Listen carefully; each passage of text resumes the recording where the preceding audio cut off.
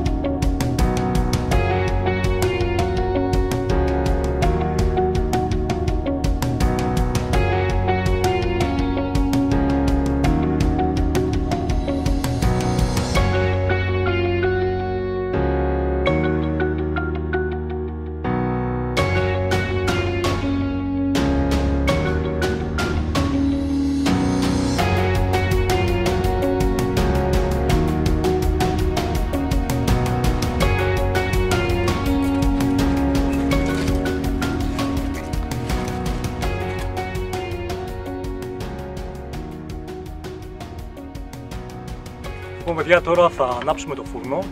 Όπως βλέπετε έχουμε ήδη βάλει ξύλα μέσα, ψηλά και πιο χοντρά. Θα τον τροφοδοτούμε συνεχώς μέχρι να ασπρίσει ο θόλος του φούρνου. Έτσι, τότε όταν ασπρίσει ο θόλος του φούρνου είναι έτοιμο στη συνέχεια για να βάλουμε το ψωμί μας.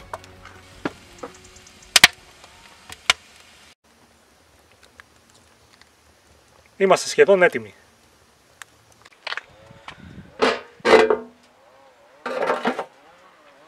Έχει περάσει μια ώρα, έχουμε φέρει τώρα τα ψωμιά για ψήσιμο. Όπως βλέπετε τα έχουμε επικαλύψει με αλουμινόχαρτο, επειδή δεν έχουμε θερμόμετρο μέσα στο φούρνο. Βάζουμε το αλουμινόχαρτο από πάνω να μην αρπάξουν.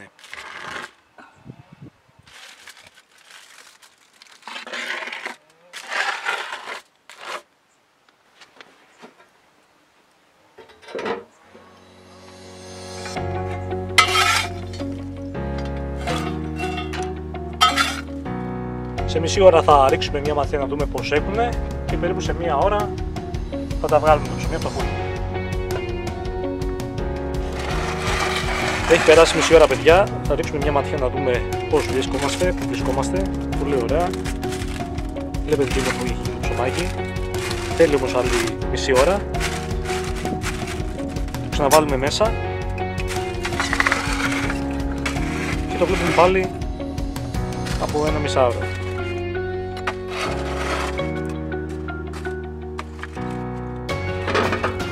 Για να δούμε, τώρα είμαστε λογικά έτοιμοι.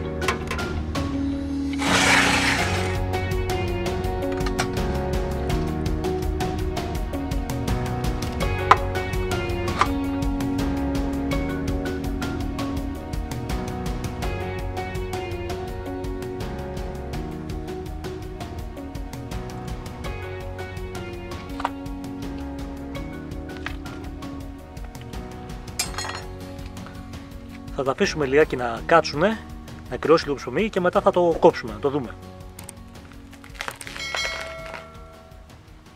Αυτό είναι, παιδιά. Το τέλειο ψωμάκι.